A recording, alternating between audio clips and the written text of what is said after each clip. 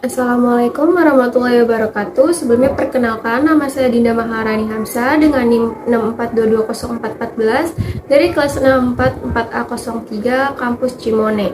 Di sini saya dan teman saya ingin membahas hasil tugas yang diberikan oleh Ibu Dina mengenai tugas laporan Project Based Learning, yaitu laporan keuangan PT Kimia Farma Tbk. Bab 1 yaitu pendahuluan, latar belakang. Setiap perusahaan pasti menyiapkan laporan keuangan untuk memberikan informasi yang bermanfaat bagi mereka yang membacanya, terutama untuk digunakan sebagai bahan pertimbangan selama proses pengambilan keputusan.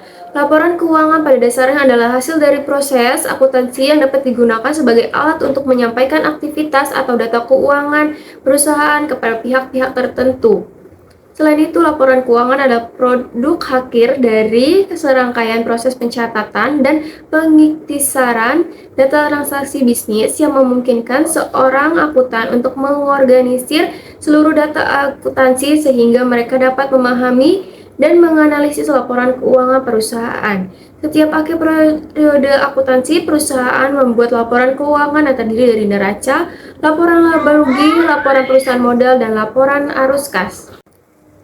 Tujuan, adapun dibuatnya penelitian ini untuk melakukan sebuah analisis rasio keuangan dari laporan-laporan keuangan dari PT Kimia Farma Tbk. Metode penelitian, jenis penelitian yang digunakan adalah deskripsi kuantitatif. Penelitian ini berfokus pada laporan keuangan PT Kimia Farma Persero Tbk dari periode tahun 2022 hingga 2023. Data yang digunakan adalah laporan keuangan tahunan perusahaan yang didasarkan pada angka-angka yang telah terdaftar di Bursa Efek Indonesia. Data yang diperoleh selanjutnya dianalisis menggunakan rasio likuiditas, rasio solvabilitas, rasio aktivitas, dan rasio profitabilitas. Bab 2 yaitu pembahasan. Yang pertama ada studi kasus. Melalui studi kasus ini, kita akan mendapatkan pemahaman yang lebih baik tentang kinerja keuangan PT Kimia Farma Tbk selama periode tahun 2022 hingga 2023, serta faktor-faktor yang mempengaruhinya.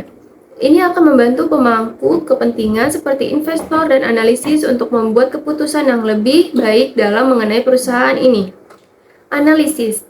Dalam melakukan analisis laporan keuangan, diperlukan perhitungan menggunakan rasio keuangan. Rasio keuangan ini antara lain seperti rasio likuiditas, rasio solvabilitas, rasio aktivitas, dan rasio profitabilitas. Hasil dari rasio keuangan yang data kami ambil dari PT Kimia Farma Tbk periode 2022 hingga 2023 yang telah dipublikasi oleh PT Bursa Efek Indonesia. Pembahasan dari rasio keuangan. Yang pertama ada rasio likuiditas. Current ratio pada tahun 2022 memiliki nilai sebesar 1,06 dan pada tahun 2023 mengalami penurunan menjadi 0,98. Hal ini menunjukkan bahwa perusahaan mengalami penurunan dalam kemampuannya untuk membayar kewajibannya dengan aset lancar yang dimiliki. Artinya perusahaan mungkin menghadapi tantangan finansial atau mengalami penurunan likuiditas. Yang kedua ada quick ratio. Penurunan quick ratio dari 0,67 menjadi 0,58 menunjukkan bahwa perusahaan mengalami penurunan dalam kemampuannya untuk membayar kewajibannya dengan aset yang paling cair.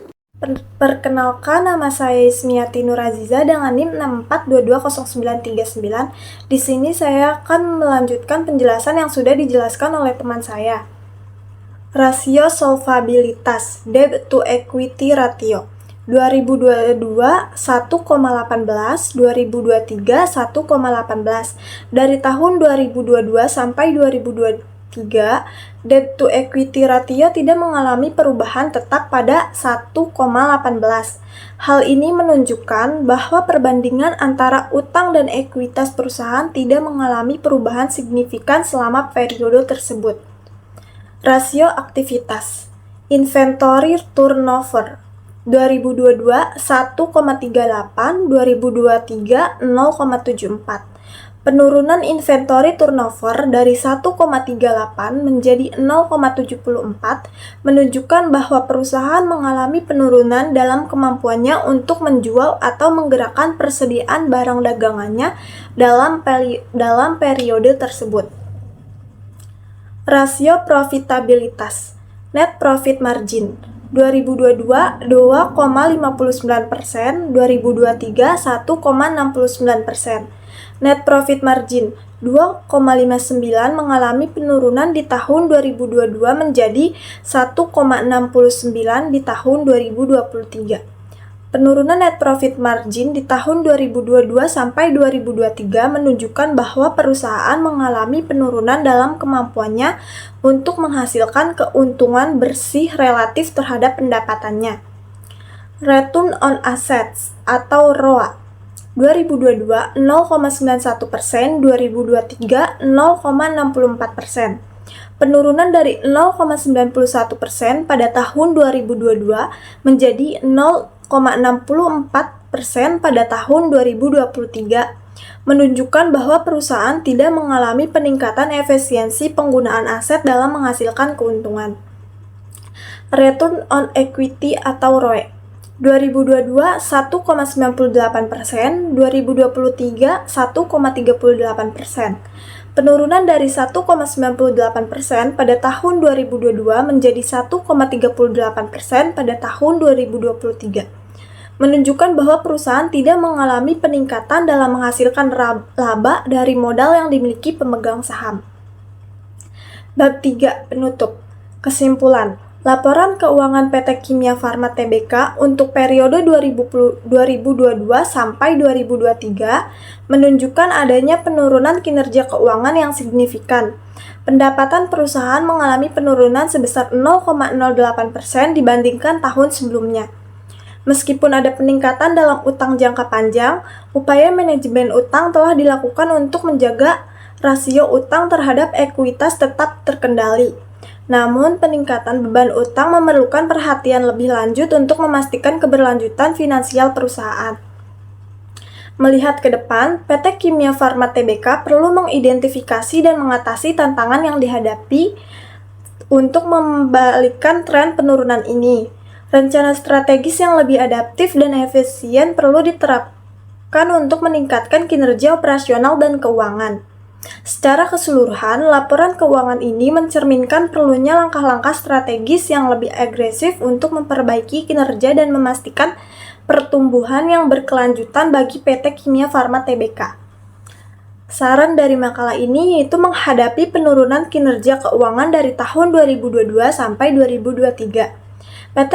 PT Kimia Farma Tbk perlu mengambil langkah-langkah strategis yang tepat untuk membalikkan tren ini dan memastikan pertumbuhan yang berkelanjutan dengan cara melakukan evaluasi menyeluruh terhadap proses operasional untuk mengidentifikasi dan mengurangi pemborosan.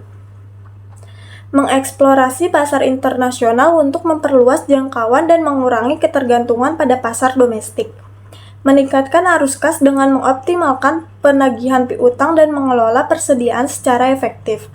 Dengan mengimplementasikan saran-saran di atas, PT Kimia Farma Tbk dapat memperbaiki kinerja keuangannya dan mewujudkan pertumbuhan yang berkelanjutan di masa depan. Baik, mungkin itu saja presentasi yang kami sampaikan. Kurang lebihnya mohon maaf. Wassalamualaikum warahmatullahi wabarakatuh.